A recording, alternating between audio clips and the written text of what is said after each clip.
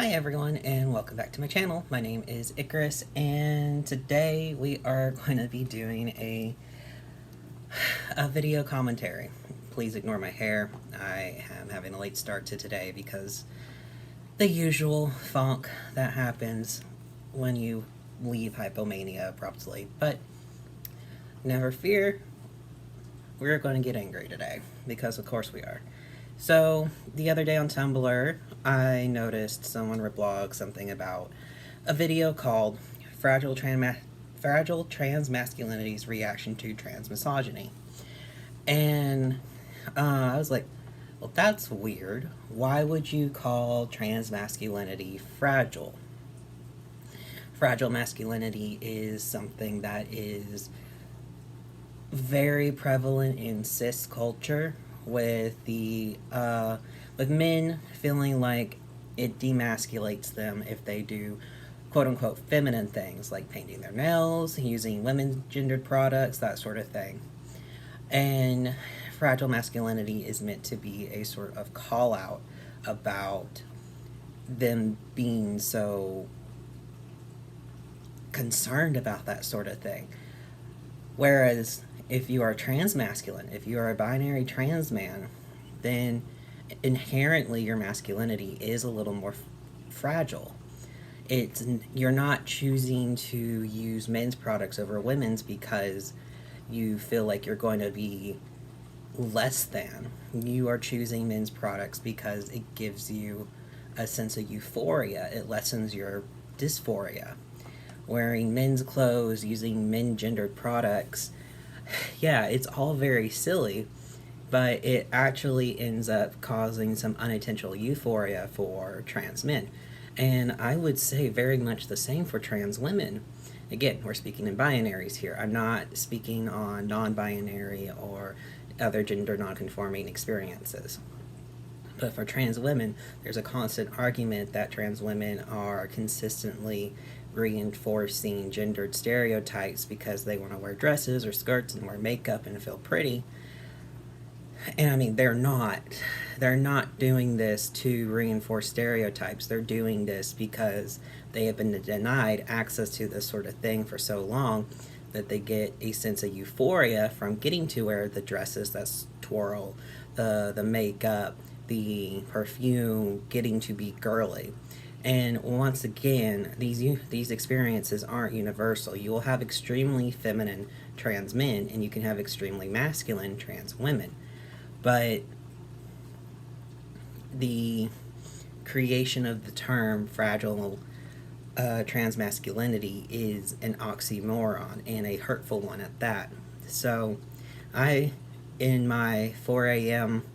endeavors, decided, you know what, I'm going to see if I can't find the video. What the fuck is this video talking about? And I found it, and I downloaded it, and I watched it. And I did a sort of point-by-point commentary on Tumblr, but I thought I would enjoy, and maybe y'all would enjoy, this commentary as well. So, I have my laptop. We are going to go through it. And this is the first time that I do a video reaction with my face, so I'm going to apologize if things are a little bit hanky. Content warnings. I will be discussing explicit transmisogyny, transphobia, misgendering, conversion therapy, Blanchard, autogynephilia, sex, TERFs, misogyny, anti-trans discrimination, detransition, and domestic violence. Disclaimer, I'm going to speak critically of some online figures. I do not condone or endorse anyone to contact or engage with these individuals, especially to send any kind of harassment. I'm going to pause it at about 30 seconds in because I have two short little comments that mean nothing to the overall thing. Just, my grandmother had that jar. I saw that jar at like 4 a.m. when I watched this video, and I was just like, holy shit, I recognize that jar. Where do I recognize it from? I just now clicked that it was from my grandmother's house. It's a really cool jar.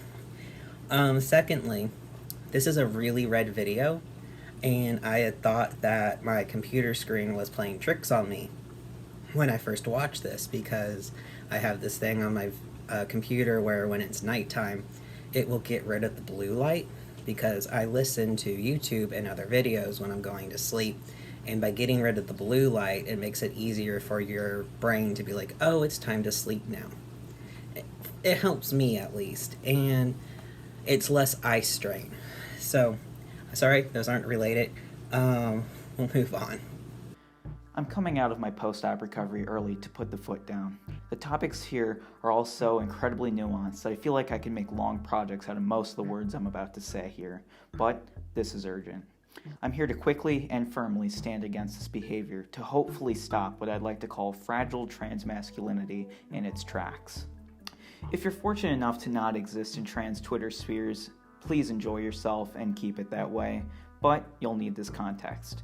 So, adult film star turned questionable Twitter advertiser and renowned speaker of not good takes, Mr. Buck, transsexual man, Angel, and some of his friends released a letter with the Gender Dysphoria Alliance Canada. Yes, Scott lives in Texas and Buck lives in California. I know I'm pausing again after like a minute. It's just... setting aside the fact that this sounds like a essay being written for a high school project, the moment that Buck Angel gets brought up, it immediately I've lost interest, as we're supposedly talking about fragile transmasculinity, and Buck Angel speaks for trans men about as much as Blair White speaks for trans women. So, admittedly, I have seen this video before. I know where it's going.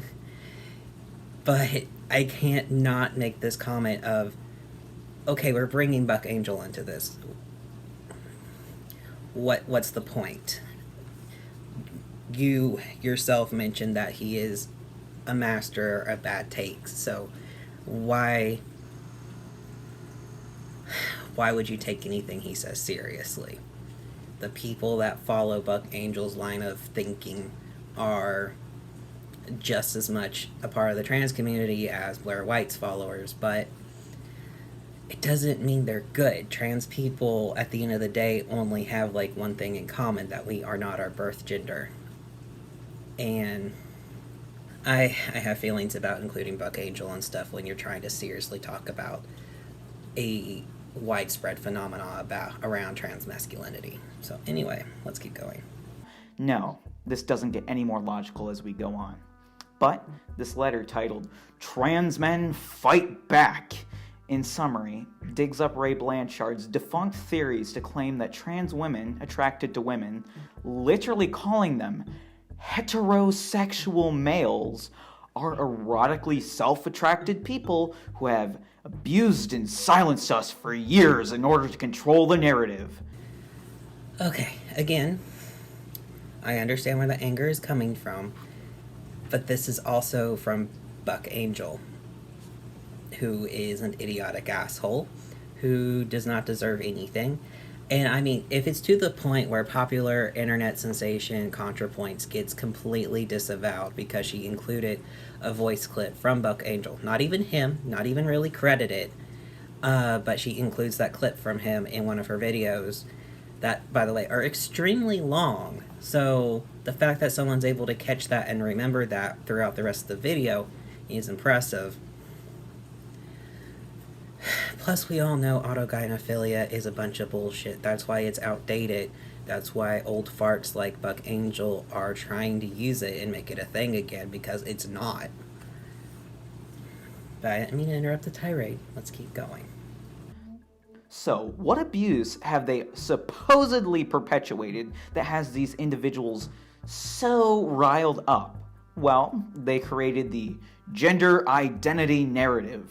They are anti-conversion therapy, which is very cutely put in quotation marks, as if it shouldn't be called that, saying it's a solid alternative treatment for being trans.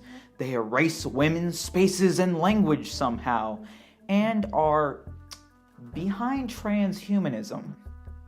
Well, very conveniently, no contextualization or examples of these accusations are provided anywhere aside from a random Wikipedia article link. So, if you take their word for it and have homosexual GD, meaning you're a trans man who likes women, or a trans woman who likes men, or one of the well-behaved AGPs, they invited you to join them. How sweet.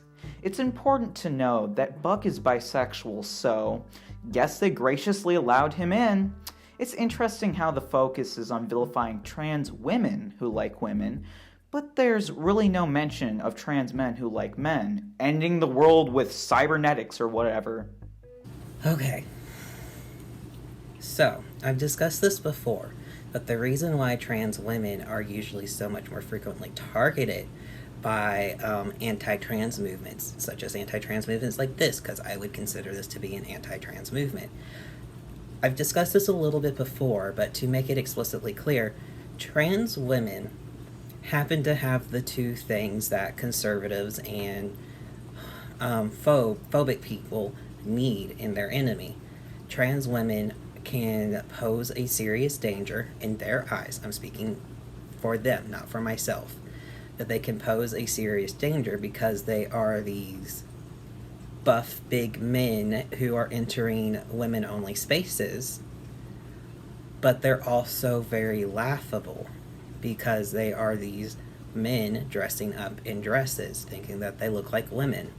If you look at any of the stereotypes that conservatives put out around trans women, that is basically what it is. It's a cis man with beard scruff wearing lipstick and badly put together eyeshadow in a dress that doesn't fit them properly. So it's simultaneously scary and funny. And it seems very easy for people to say men shouldn't be in women's bathrooms. There's no need for nuance. Unfortunately, this does mean that trans women get a higher amount of attention because it's so much easier to see trans men as tomboys or not see them at all, as we are frequently buried into statistics dealing with women, or we're not talked about at all. Trans men are generally harder to speak about outside, especially in circles that see women as weaker, more delicate, etc., because we, in many ways, defy that narrative. There's no way for a conservative to make a trans man seem both extremely threatening, but also a joke. Backtracking for our last piece of context, I'll go back to the AGP acronym and Ray Blanchard. Ray Blanchard, recently known for endorsing an article claiming anime turns people trans, in 1989 made his theory to contradict the accepted model that a trans person's gender identity and sexual orientation were unrelated.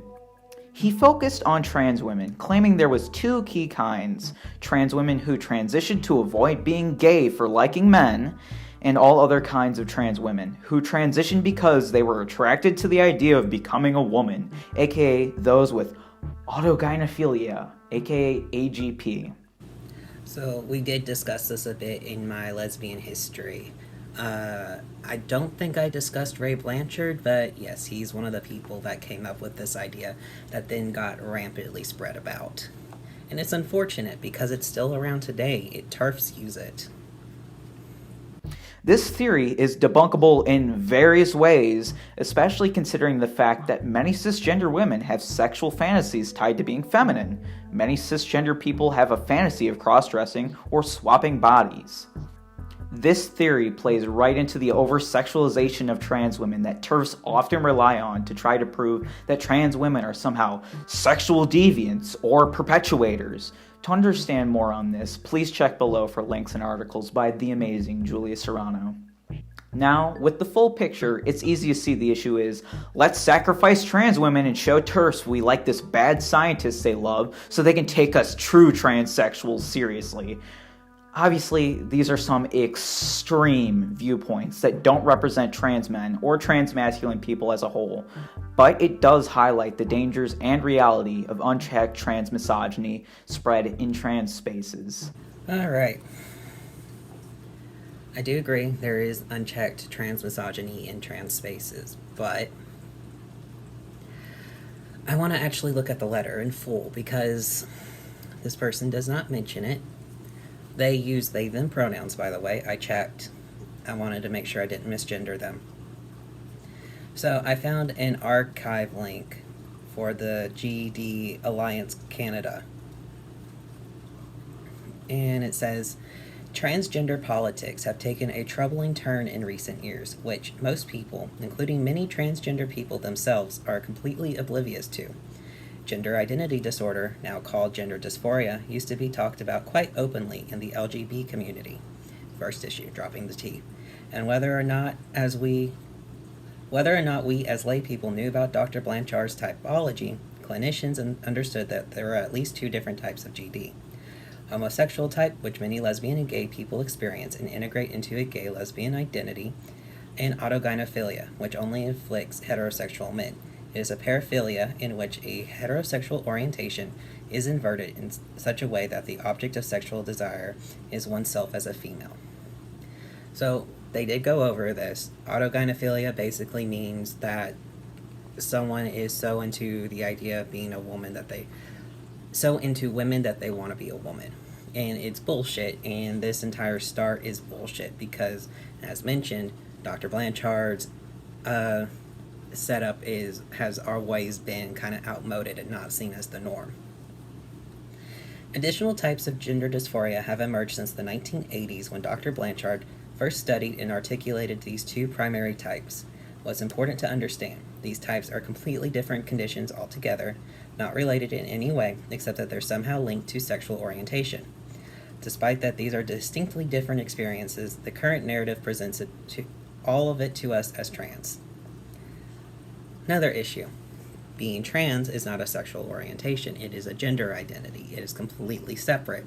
That is why there are so many in the LGB part of the queer community that try to distance themselves from the T, because they argue it is not the same. There is also rampant transphobia, etc., but that's one of the reasons I've seen around. As many clinicians and community members such as ourselves have observed, most of the people at the forefront of trans activism are those heterosexual males with autogynephilia, which they don't want anyone to know. This is untrue. Not only are there plenty of bisexual and straight trans women in the forefront of trans activism, but there's also plenty of non-binary and transmasculine people at the forefront. But it doesn't suit Buckangel's narrative, so it's not being included. As trans men, we wish to step forward and expose this because those autogynephilic males, trans women, have abused and silenced us for years in order to control the narrative. While I do somewhat agree transmasculine voices have been buried and we are basically invisible, I don't agree with the way that this is being awarded. It's not necessarily something that's done on purpose, but because trans women make such an easy target, and it's much easier to fetishize women, and it is also much more in line with feminism to raise feminine voices. All of these reasons contribute to why trans men and transmasc voices, as well as non-binary voices that don't lean femme or masc or any way at all, get buried. They are behind the gender identity narrative because that hides autogynephilia. This is untrue. They are behind the conversion therapy bans because autogynephilia is a sexual orientation that likely can't be changed through talk therapy, unlike the homosexual subtype, which is best understood as a developmental stage for many LGBT people. Most children with this type of GD resolve it as they become adult gay/lesbians. Only a tiny percentage don't, complicated by things such as homophobia. Developmental psychotherapy can help resolve that. When autogynephilic males control the narrative, banning all psychotherapy for gender identity, they are denying those of us with other types of GD options for appropriate treatment, leaving us with medicalization as the only legal option. Conversion therapy has largely been pushed to be banned by, as far as I'm aware, cisgender homosexual people. Trans people are also behind it because it's bullshit, but the fact that Buckangel and others are completely laying the blame against trans women is bullshit. It sounds like they have a bone to pick with how they feel the narrative is being controlled, and they are fitting their narrative to what they see as the truth. They are also behind the erasure of women's spaces and women's language. Most of us with the homosexual type GD are fully aware of our biological reality, though some of us have chosen to live as the opposite sex for our comfort. Women's language is most likely referring to reproductive care. And trans men are the ones that need that information, as well as non-binary and intersex people. So degendering reproductive care language is something that benefits everyone, including people like Buck Angel. But it's not like I'm also fully aware of my biological reality, or that trans women are not fully aware of their biological reality. We know what we were born as. We know what our gonads are. And it causes many people dysphoria to have those parts. That's why medication, therapy, social and surgical transition are such popular choices. And it really makes no sense for Buck Angel to be espousing this, because he wasn't born during a time when he didn't have access to having his tits removed, for instance. Like, you removed your tits, Buck Angel. And they are behind the transhumanist agenda, ignoring that. By controlling the narrative to hide their own condition, because their sexual fantasy only works if uninterrupted, they've also hidden evidence-based information from everyone with other types of GD. By branding it all as trans, young people with homosexual GD aren't being told anything about the specific condition they have. That is information we are entitled to, which makes a difference in our identity formation, our mental health, and our choices about what treatment options we want. That makes no sense. As many people have discussed in the past, children especially are not allowed access to hormones or puberty blockers until they have talked to at least a doctor, who will often refer them to a gender therapist, someone who explicitly is able to speak with children and understand if this is actually a transgender thing, or if it is a typical growing up, I don't know what the fuck I want thing. So, no, children are not being denied access to this. There could be a little bit of argument with adults being able to get medication through informed consent, but most changes through HRT are reversible or are not permanent, minus some things like if you take testosterone. Once your facial hair is stimulated, it will keep growing. Your voice will permanently be lower, stuff like that. That is pretty typical. But the body changes, that will shift back to normal. You're not necessarily sterilized. In fact, it's pretty common for people not to be aware that if you are taking tea for a long amount of time, that you are not necessarily sterilized. There is always the danger of it, that it may reduce your fertilization, but so even with the idea of someone being able to walk into a Planned Parenthood and walking out with testosterone or estrogen the same day, it doesn't track. Children are being taught a false narrative in the media and in public schools, which is confusing them, in order to protect the egos, fantasies, and capitalist desires of autogynephilic males. Considering most of the trans women I've talked to are explicitly against capitalism, okay. As transgender people with homosexual gender dysphoria, we are finally taking a stand. We are speaking our truth. The condition we have is not the same as autogynephilia. Our needs and wants are different than those of autogynephilic males. Evidence about the different types of GD needs to be brought back into the system of care and into the public discussion. Still bullshit. The abuse we have experienced in the community by those with autogynephilia, or by those who are simply uninformed about what's going on, so colluding with the autogynephilic narrative, needs to be addressed. Policymakers and lawmakers need to be informed. Clinicians who have cooperated with this political maneuver, who are knowingly withholding information from us, need to be held accountable. They have failed in their obligation to provide their patients with evidence-based information. Trans men with homosexual GD want the narrative corrected. We have a different kind of gender dysphoria and have different needs from autogynephilic males. We want our voices heard. We hope that trans women with homosexual GD will join us. We hope that autogynephilic transsexuals who are ethical will also join us. Gender Dysphoria Alliance Canada and Tree Voices. And there is 5 people who, when I looked them up, Shinigami Eyes all flagged them as red, meaning that they are likely transphobic, as we can see here. So that's the full thing. I understand the anger behind it, but I'm still very curious how this locks into the larger narrative of fragile transmasculinity. Some of the response to this letter in the transmasculine community have absolutely highlighted this issue. That's mainly my goal today, to point out transmasculine fragility and how it's a reaction to transmisogyny and conversations around it.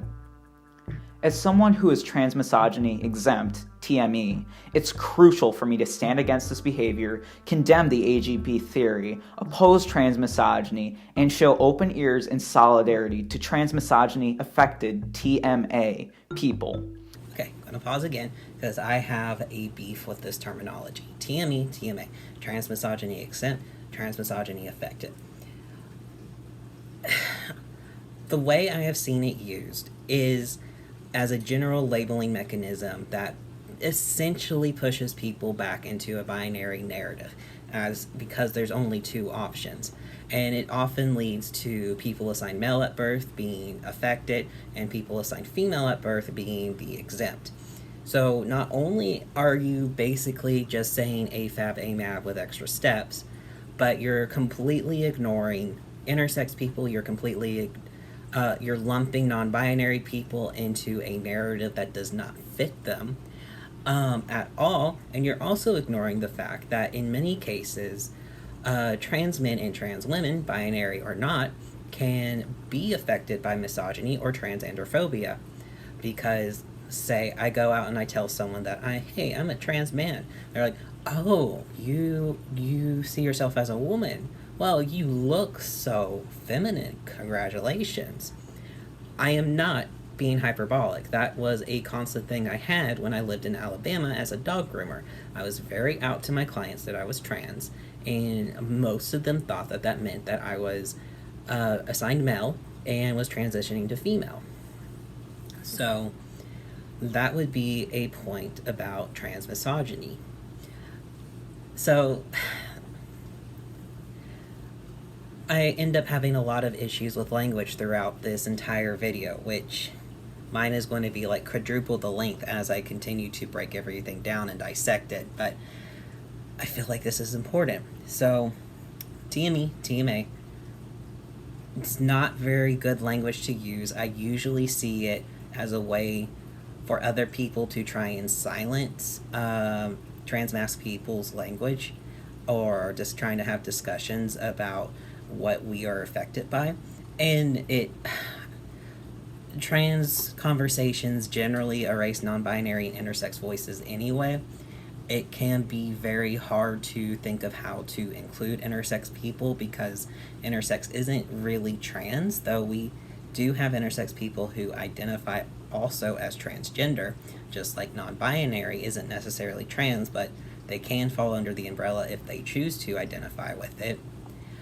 And they have very unique needs and challenges, such as genital mutilation when they are very young, so they may fit one or the other binary, that sort of thing. And it can be hard to discuss these greater issues in such a nuanced way to conclude everything, but that doesn't really excuse us from not trying or to not have conversations that do center around intersex people. As much as I rail against the fact that transgender men don't have a space to speak, this is even more true for intersex. So let's keep going.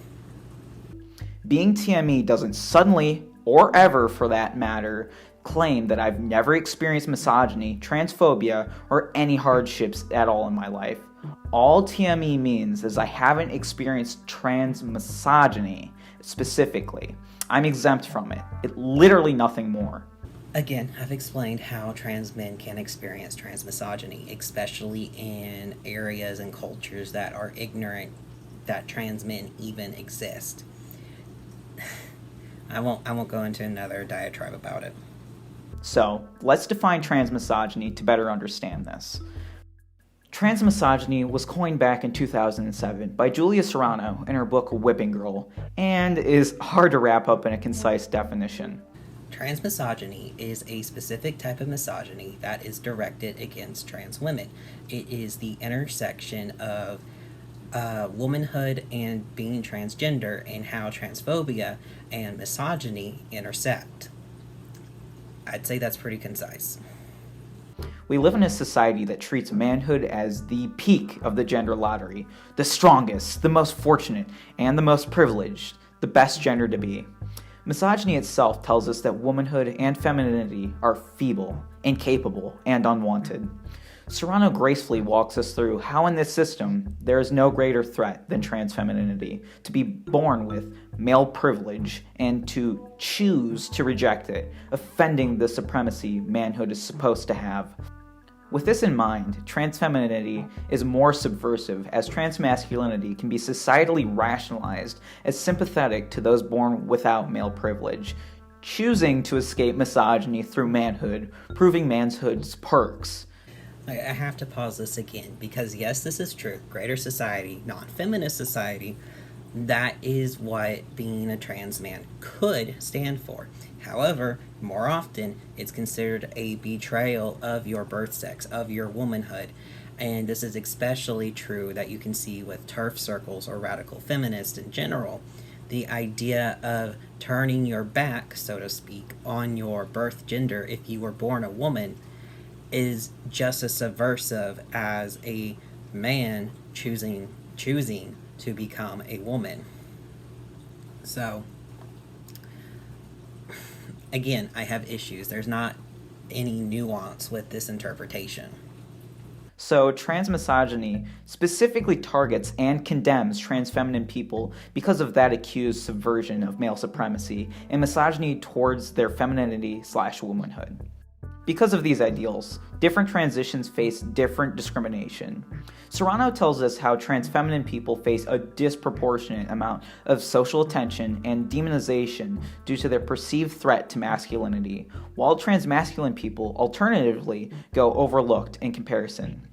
We also don't take statistics on trans men harassment, rape, that sort of thing. It oftentimes gets lumped into violence against women in general.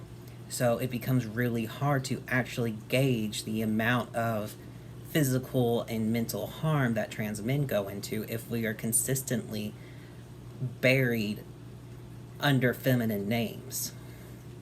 We see that in action in the Trans Men Fight Back letter. I call this situation for transmasculine people backhanded privilege, as we often go ignored and infantilized in comparison. I'll let them finish this thought. This gives us more benefit of the doubt and less targeted harassment, but in no way makes our situation good, let alone ideal whatsoever. Okay. Trans men are just as much targeted by harassment, just because it's not seen on a global scale necessarily, because yes, in general society, trans women are much more visible, but that is both the good and the bad. They have a lot more positive reception, therefore the backlash against trans women is just as great, whereas in smaller circles, trans men face harassment, death threats. I was told to kill myself very recently. I know that's anecdotal, but you see this over and over again. There's also no backhanded privilege to being treated like a child. I'm sorry, but even allies treat us as children and make us the ooh, cute boys, and very few people can stand that for long. So there is no backhanded privilege to being ignored and being treated like a baby. I'm sorry, backhanded privilege is a stupid term. The letter tries to work with that benefit of the doubt, hoping that equipping transmisogynistic talking points, it can play on that transphobic sympathy to hopefully gain some points. That right there is just a part of transmasculine fragility I want to call out here. Trans Men Fight Back is a more blatantly evil example of playing rather directly into explicit transphobia, but there's a common, subtle issue too. That's not transmasculine fragility. Transmasculine fragility, besides being bullshit because you're actually bringing masculine fragility about using like women's products or being seen as women into a situation where that is extremely dysphoria inducing, that's just Buck Angel and company being there's a very specific set of men who, just like Blair White, they try to deny their own transness to appeal to a larger crowd. I mean, have you seen some of the shit that Blair White has been through? Because I've seen clips where she is verbally abused by a woman on TV and she doesn't stand up to defend herself or anything. But you wouldn't look at Blair White and say that she has fragile trans femininity, would you? No. So this is bullshit. This term is bullshit, and you're highlighting someone who speaks for the trans community as much as Blair White does. I'm getting pissed off, sorry. Some trans men and transmasculine people seem to think that even bringing attention to transmisogyny is somehow an erasure of their struggles or an invitation to debate who subjectively has it worse among trans identities. I'll say it now, it's not. A good example of this is the infamous "Trans Man Reads Detransition Baby" Twitter thread. Okay, so I didn't even know what this Twitter thread was. I'm not on Twitter. Twitter, frankly, scares me because there's no chance for a nuanced discussion anywhere. But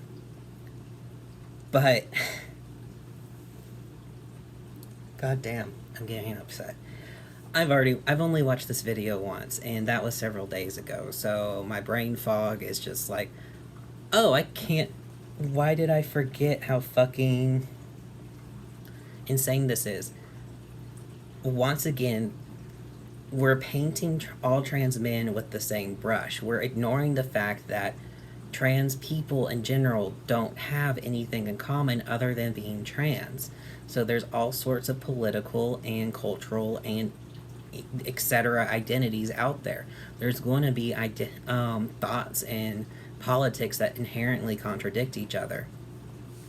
So even though you're saying some, you're posting this video and making it sound like most or all, and you're trying to lend credence to a term that you've created that is just harmful to trans people in general, because we could just turn it right back around and talk about trans feminine people being fragile, and we don't want to do that. We're not trying to cannibalize each other, so why are you doing this? Also, just the fact that we're talking about trans men trying to discuss issues. There are trans men that want to discuss issues, and bringing transmisogyny into a discussion that's trying to focus on trans androphobia is actually an erasure of our struggles. Not talking about the issues that trans men uniquely face is an erasure of our struggles. And the fact that every time a trans man tries to talk about our issues and gets pushback or saying that trans women has it worse does lead you to wanting to strike out and say, no, let me talk about this. So I can't take this in good faith. I really can't prepare you for the amount of sheer entitlement you're about to see. It's hard for me to even understand. This was genuinely written and not satire. It's not as much of a review as it is a transmisogynistic manifesto, and this screenshot sums up the situation fairly well. This just seems like giving away the plot rather than a review. Correct? Essentially, our protagonist, Evan, here went into Tori Peters' national best-selling book, Detransition Baby, with the quest to not necessarily read it, but to critique it for its transmasculine representation. All at the same time, Peters was receiving threats from groups who believe she shouldn't have received a nomination for the Women's Prize for Fiction because she is trans. You'll notice Evan is great with coincidental timing like this. This kind of becomes the basis for this person's next half of the video. The idea that Evan, a trans journalist on Twitter, who, when I looked, has like 900 followers, decided to make a review of Detransition Baby, a book that is apparently about a trans woman and dealing with someone who is detransitioned, who they were in a relationship with, and something about childhood and miscarriages. And I don't really know because I had never actually heard of the book before. They chose to read it, even though it's not their usual thing, because support trans writers, and ended up not liking it all that much and having questions about, like, why is this so centered on trans women? Why are trans men not even mentioned in things like transition and detransitioning? And while I agree it's not the best and most woke take out there, I also think that Twitter is not a fantastic place to have this discourse. I also think that is incredibly disingenuous to assume the only reason that Evans chose to start posting his read of this book at the same time that the author was getting harassment for being a trans woman who got a woman's award. It's extremely disingenuous. It's just such a bad faith take, and this anger ends up going is a through line, and they target Evan repeatedly. And again, I want to point out, when I looked at Evan's Twitter, he had 900 followers. Even if he had 3 times that amount of followers and he lost 2/3 of his audience through the different things that he has posted, that's not really a big following. Like, you need 1,000 people on YouTube before you can start monetizing videos. So even if he had twice that amount, it's not really substantial. Not for the level of vitriol that we see in the rest of this video, in my belief. With this information alone,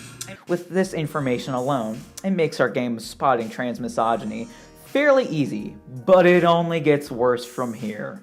Just a few tweets in, we get this disclaimer to set the tone. I have to pause again. This is just a nitpick of me. Between the dark footage, between the sort of graininess of the footage on my computer, and I just get irritated with the way that the things are printed and pasted into this book, as you'll see, because I'm showing the video while I'm listening to it. I get really annoyed because it's not even pasted well. It's clearly just like taped in, like the Scotch tape that's been wrapped around to make it double-sided so it can be taken out and reused later. But it makes these tweets really hard to read.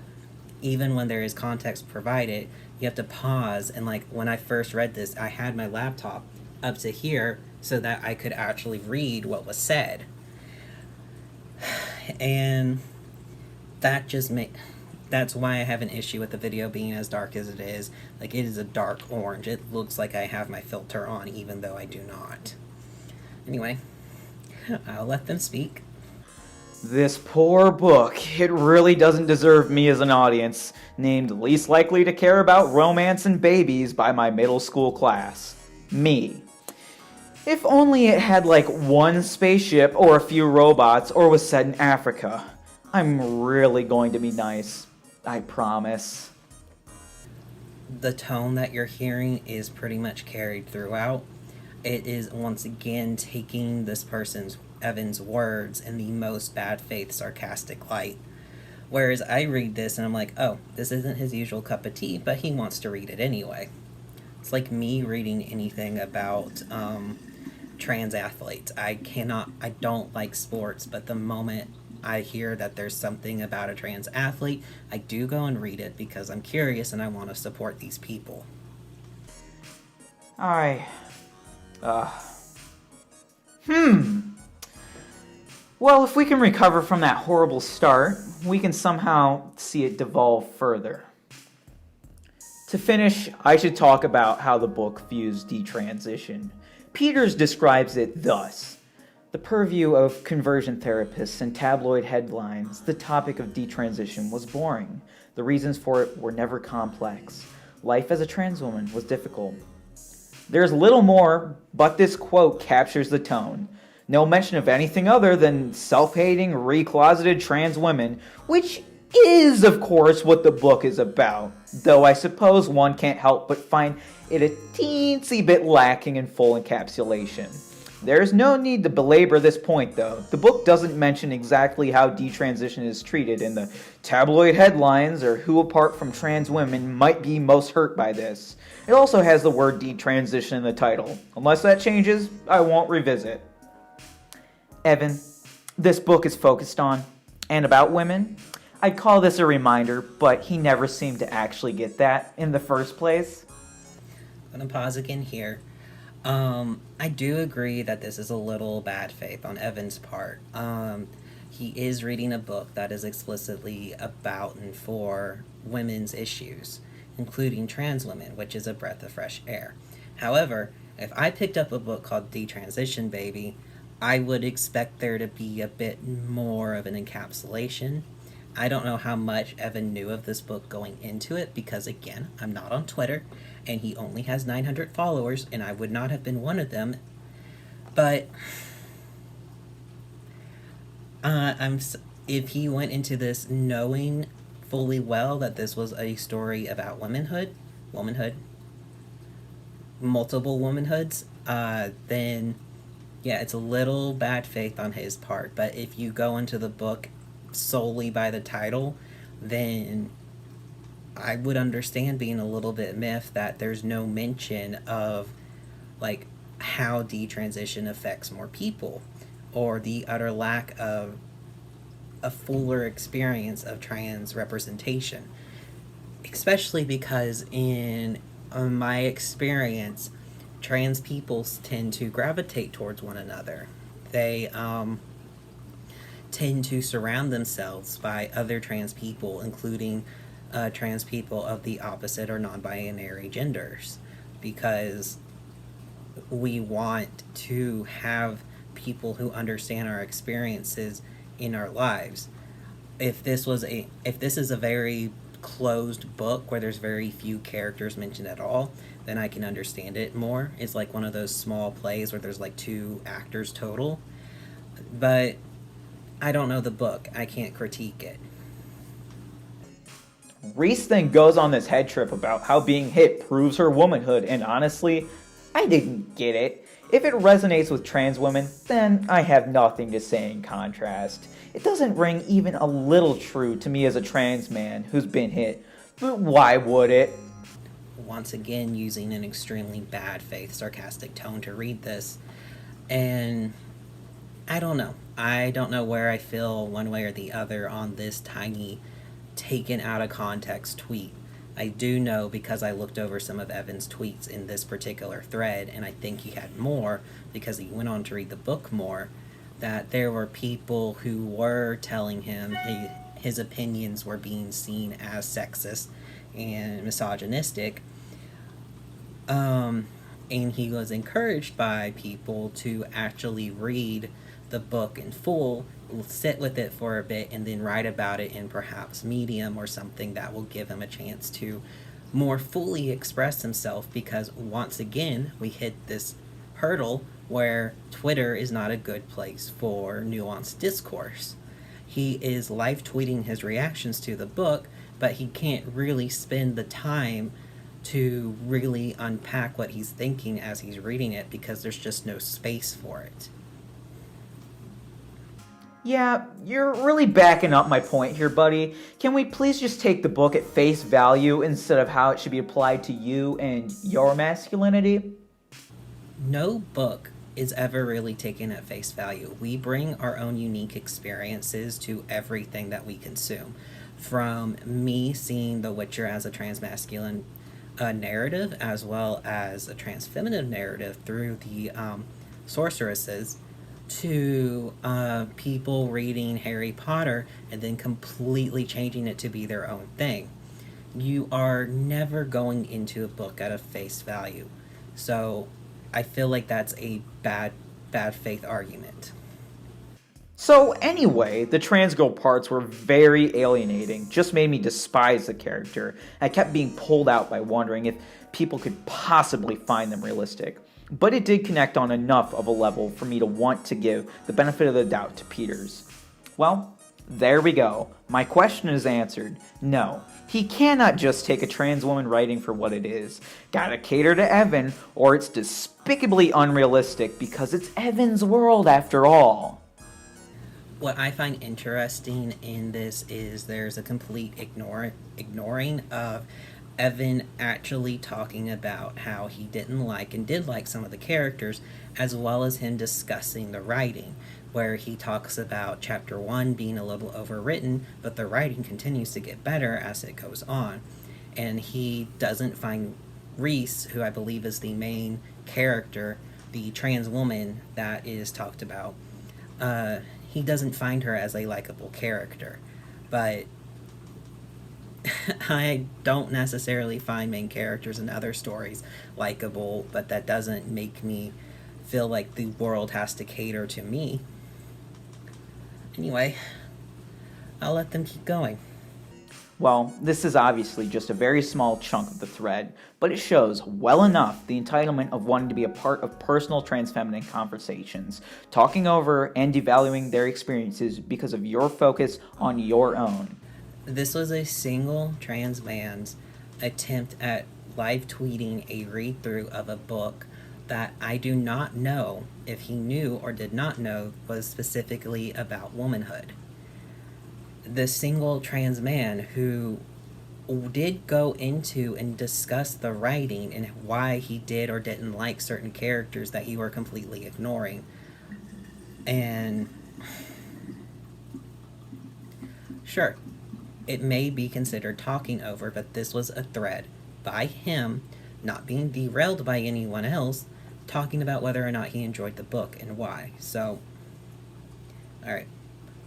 And they're about to bring in the harassment that the author was facing at the same time, and once again trying to correlate the two. But I have very little faith in the idea that a trans journalist would want to coincide his own reading and critique of a book when a fellow trans writer is being harassed. I find that extremely difficult to believe and to be reaching. Especially with the knowledge of harassment Peters was facing. Seeing that and turning it into, but does she care about my feelings in her book? If this didn't aggravate you enough, don't worry. He did something similar after the Trans Men Fight Back letter. As you can guess, that letter has sparked larger conversations about transmisogyny, especially how it appears in trans spaces from TME people, and Evan successfully proved it with another great example through his behavior. In this tale, Evan finds a thread by Kai where she calls for unity, pointing out harmful transmisogynistic stereotypes and violence that trans femmes face. Over halfway through, as Kai begins to speak about her personal experiences in seeing transmasculine people in places of privilege and power, that sends our friend Evan reeling into another poorly received thread. Don't worry, before this thread, Evan did do his little dose of, don't worry, I'm not transmisogynistic, and signed a wonderful little letter. I signed this. I don't think trans men should have to apologize whenever a trans man acts like a dick, but since Buck Angel, etc., purported to be speaking for trans men, it's worth getting as many names as possible on the record, saying they can't speak for us. So don't worry, he's not transmisogynistic, guys. I was so worried. What's wrong with signing a letter that saying Buck Angel's a piece of shit and doesn't speak for us? Or do you want me to assume that when Blair White speaks, that all trans women and trans feminine people agree with her? When Buck Angel is suddenly trying to become the face of the trans mask experience, there is nothing wrong with saying, this man does not speak for me. But the thread. I know people are hurting, but the people in the trans community who have attained relatively higher levels of wealth and power are white trans women, and I don't see how I can pretend it's trans men. I'm afraid to say this publicly because I fear it will hurt my own career prospects, but the handful of trans people who have achieved any respect are trans women. I don't think I can pretend that's not the case. For instance, the only trans person with a New York Times opinion column is a trans woman. It's Jenny Boylan. She's great. I don't begrudge her anything. But if you look at journalism, you can easily name 3 or 4 prominent trans women. Trans men are nobodies. It's not even close. Okay, so I had an impossibility of bringing up these tweets because I believe Evan has since deleted them due to the backlash, which is understandable. I don't think it's right to bring up this sort of topic derailing a thread specifically about one individual's person's struggles in a community where trans men did have power over her. I don't think what Evan is saying is incorrect. I think he put it in an incorrect setting.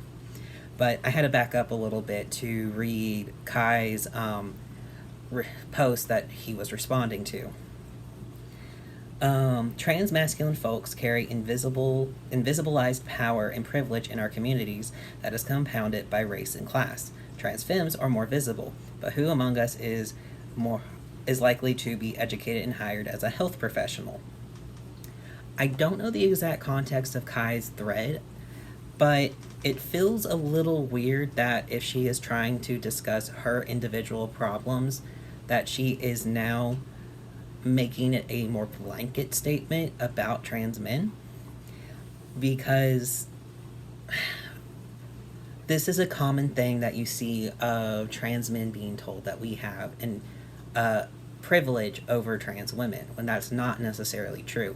If we do perfectly pass and we go stealth, we do tend to have privilege, especially white trans men, because at the end of the day, white trans men who have had good education and have money, they do have the most amount of privilege. That immediately, of course, gets taken apart when you realize that trans men who do go stealth can't access reproductive care and are capable of being coercively raped or assaulted because they have been outed. Like, our security disappears in an instant because the moment that you put trans in front of man, there is no power. The trans speaks over the idea of man. I do think for people who were socialized as female growing up, who went to school thinking they were girls, there is possibly more of an education gap because young boys don't get the individualized attention that they need. They end up trying to be forced into molds that girls tend to fit into because girls and boys mature at different rates. Generally, I would argue that's probably mostly because of socialization as well as brain development. And thus, if you were born female and you went to school female and you only started transitioning later in life, there is a better chance that you got a different sort of education, at least in the US, as a boy who then later on transitioned into a girl. Alright, let me see if I can't find my place. I don't say this to begrudge anyone or their success. I think transmisogyny is awful, and we need to be aware of it and condemn it.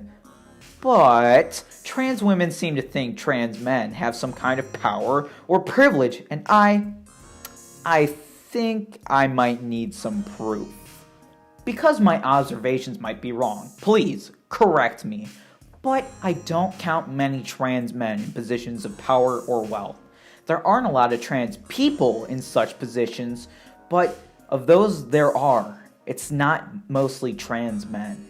I know that trans men have the word man in our identity, but I'm asking you to consider, for one moment that it might not be worth a hill of beans. The visibility trans feminine people have is something I'd also describe as a backhanded privilege. We're having backhanded privilege again. I fucking hate that term. Let's see how it gets used. Sure, there's more awareness of trans femininity and more available representation, but it comes at the cost of being at the forefront and disproportionate focus of transphobic onslaughts of criticism, rage, and violence. We don't benefit from defensively debating who has it worse, but we need to understand our experiences are not all the same. Okay, quick thing. I tried to look up to see if there was a source for these statistics. I couldn't find them. Even so, the statistics are, for the most part, pretty minimally different. And again, I don't know how much of that is putting trans men into women's roles or into women's statistics, because that is a very common thread. That's why there's less statistics generally about trans men. I do agree that we shouldn't be playing Oppression Olympics at all. It's dumb, it's not helpful, it just serves to hurt each other. But there is still nothing wrong with trans men trying to say, hey, can we have a voice? Because very generally, we're not allowed to speak up in trans spaces. And I've discussed that before as well. We need to listen, self-reflect, and be willing to admit we do not and cannot know everything. We need trans feminine people to feel safe enough to talk about their hardships, and we need to understand that making space isn't an attack on transmasculine people. But what is an attack on transmasculine people is the fact that we're not allowed to have spaces in general trans communities, that in even meme subreddits, transmasculine people will get DM'd by trans women asking for our body parts and fetishizing our bodies. That when we try to make our own spaces to talk about it, trans feminine people will step into our space and talk over us about our own experiences within and without the trans community. That they will woobify us and call us the best boys and say that we're doing great, sweetie. Or say we go to Tumblr, then we have the same thing where we are trying to talk about issues. We're trying to coin terminology to talk about the specific issues of being transmasculine. And we have trans feminine people coming in and attacking us because, oh my god, men don't have issues. Da da da da da. Which is, again, why I also have a problem with how we treat the majority of cis men as well. Because the way that radical feminism, that Kool-Aid has been ingested and spread throughout trans spaces, ends up demonizing men, demonizing testosterone. And I get that for trans women, testosterone was not a good thing in their bodies. And it did hurt them. But they openly talk about how much they hate it. And they hurt people who do want to take testosterone.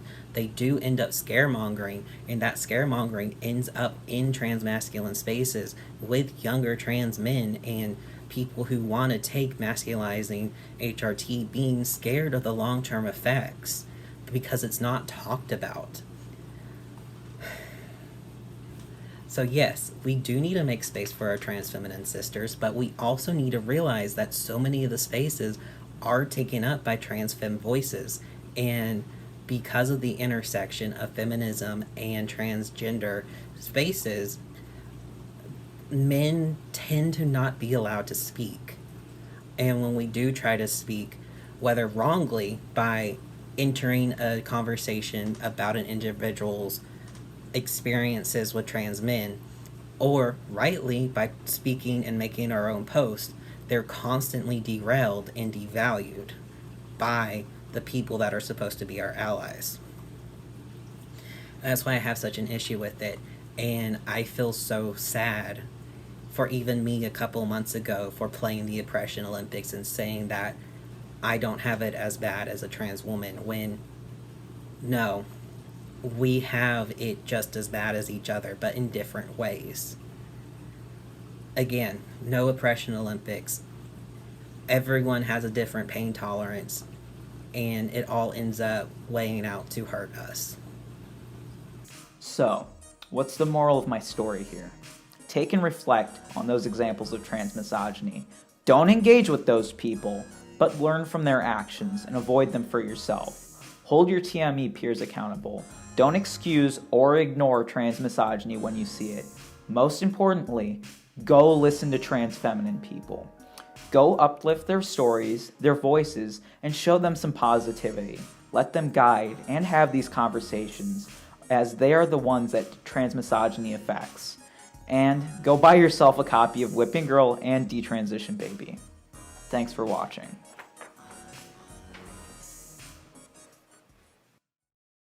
Alright, so that was the video. I disagree with pretty much all of it, except for the part where Evan does derail a conversation. And his takes on Detransition Baby, I do not know how in good faith those actually are. I do think that they present these takes in extremely bad faith, and they try to ascribe a malice to Evan that I don't see in the greater context of his tweets, that the ones that still exist at least. I also don't think he was necessarily talking about trans men not being in power out of a place of malice. But again, I don't think that trying to co-opt a thread, no matter how it was well or bad it was written, to talk about transmasculine experiences in that moment was a good thing. So what do I take away from this? I think fragile transmasculinity is actually a very harmful phrase, because you are talking about a group of people who are already fairly fragile in greater society and within trans spaces. You are ascribing a malice to the idea of wanting to talk about transgenderphobia and how transphobia in general affects trans men and transmasculine people. That doesn't necessarily exist. You are also ascribing a malice to wanting to talk about these issues and getting fed up with the fact that we're constantly talked over, that people are allowed to be frustrated and angry. I think this entire video was a devaluing of trans masc voices, and while I do agree that we need to uplift our sisters, we need to make spaces in feminist circles to let men talk. This is why, and I've mentioned this before, but this is why I believe that good faith anger towards feminism has ended up being corrupted and created these toxic ideologies of like red pill MRA incels. I really do think that these movements started out in good faith. I mean, just look at the incel community. The term incel, involuntary celibate, was coined by a woman who felt like she was not capable of being in a relationship, and then it got co-opted and has turned into the mess that it is. So, also, I kind of resent being told to pick up a pair of books that I don't necessarily want to read. I have gotten what I need from The Whipping Girl through the community, from talking about it. I don't necessarily need to buy a copy right now when my finances are tight, and I don't want to read Detransition Baby, because it is a book about womanhood, and all that will end up making me do is feel heavily dysphoric. So, my end of the conversation is, don't use terms like fragile transmasculinity or fragile transfemininity, because all you're doing is hurting people that already have a fragile grasp on their own gender according to societal standards. And you are devaluing the fact that they find euphoria in things that may be stereotypically masculine or feminine. I try not to read things in the most bad faith possible. I can understand the anger that you have, especially regarding Buck Angel's bullshit, but when you are reading someone's text, I don't understand the need to sneer at it the entire time. If you're wanting to try and give an unbiased opinion that shows that these people are being harmful, making your voice full of hatred when you read it only serves to hurt your own message. Because I was already coming into the video biased about the very title that you put. I struggled to take the rest of it seriously, especially when you start assuming things about people that you just don't know. However, I do think Buck Angel is a piece of shit. I think if you try to ascribe him to any level of transmasculine voices, I will immediately ask you if you think Blair White speaks for all trans women. But no, he's a piece of shit. He needs to shut up. He is extremely backwards in his ideology. He falls into the old school of being transgender, being transsexual is actually a disease, and no one should want to be it, but it worked for me. Again, exactly like Blair White. I hope this helps kind of dissect videos like this a little bit better. And I hope that you can understand I'm coming from a place where I want to value other people's opinions. I just find this one to be an extremely bad, it's a bad opinion, honestly, at the end of the day, because despite the fact that you want to promote trans unity, you are ascribing this anger to an entire group and alienating them even further than they already are. So, with that, that's the end of my video today. I'll see you tomorrow because it's Sex Ed Friday. And y'all have a great day. Bye.